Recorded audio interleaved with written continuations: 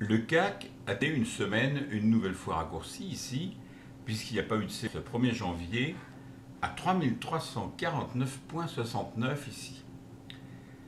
C'est dire qu'il a progressé de 7,49% par rapport à vendredi dernier, ce qui est remarquable. Mais je vous ai dit samedi dernier qu'étant donné la faiblesse des volumes, vous les voyez ici, ils sont quand même vraiment faibles, il était difficile de se prononcer. Il n'empêche que cette hausse finale n'a pas du tout empêché l'année 2008 d'être très largement baissière. Et la semaine prochaine, que risque-t-il de se passer? Eh bien, pour la première semaine complète, disons, de 2009, il y a de très fortes chances pour que le CAC reparte à la hausse. Vous le voyez ici. Ici, nettement, les cours ont rebondi sur la moyenne mobile à 20 jours de Bollinger. Ici, du côté des stochastiques, le croisement s'opère à la hausse. Ici, la borne supérieure de Bollinger part à la hausse, la borne inférieure a l'air de vouloir rester horizontale, mais enfin c'est sous toute réserve ceci, parce que c'est quand même pas, c'est un petit mouvement sur une journée. Donc, il y a un certain nombre d'indications qui laissent penser que ça ira beaucoup mieux la semaine prochaine. Alors, cette hausse sera-t-elle de longue durée? Ça, je ne sais pas. Je ne pense même pas d'ailleurs. Mais il me semble qu'à partir du milieu de cette nouvelle année 2009, donc, les choses iront mieux, tout du moins en ce qui concerne la bourse. Parce que pour le reste, ça, je dois vous avouer que c'est, à mon avis, beaucoup moins évident. Le principal de la crise est encore devant nous, et pour au moins encore 3 ans, malheureusement. Je ne suis pourtant pas pessimiste de nature, mais je m'incline devant les faits, et je ne crois surtout pas aux miracles qui sont promis par les hommes politiques. Alors, du côté des devises, maintenant, il fallait le 2 janvier 2009, en clôture, ici, vous le voyez, il fallait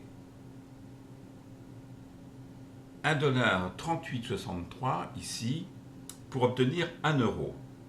La semaine précédente, c'est-à-dire le 26 décembre, il fallait 1,4059 pour obtenir le même euro. Alors, moi je m'interroge parce que cette courbe quand même est relativement horizontale.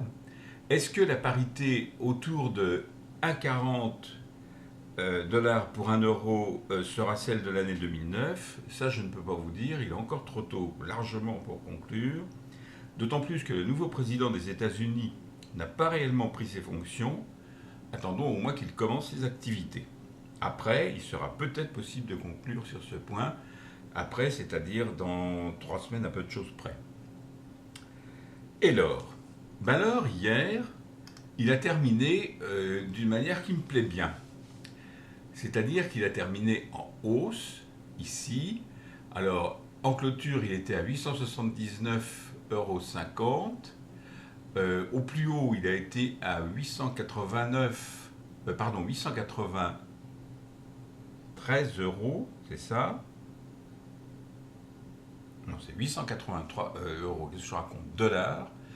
Et cette hausse, moi ce qui m'intéresse, c'est ça, c'est ce mouvement de la moyenne mobile à 20 jours, ce mouvement des 2 bornes de Bollinger, donc de l'ensemble de la borne de Bollinger vers le haut, et puis le fait que les cours ne soient jamais repassés en dessous de cette moyenne mobile à 150 jours, dont je vous ai dit que pour moi c'était la moyenne mobile de M. Stade Weinstein. Ces indications, disons, me laissent penser qu'effectivement, il est bien possible que l'or reparte en direction de l'objectif que je lui ai fixé de 1000 $ l'once, et j'en suis très heureux. Enfin, là encore, il faut attendre pour voir. Cela dit, je vous souhaite de passer une excellente semaine boursière, et je vous dis à la semaine prochaine.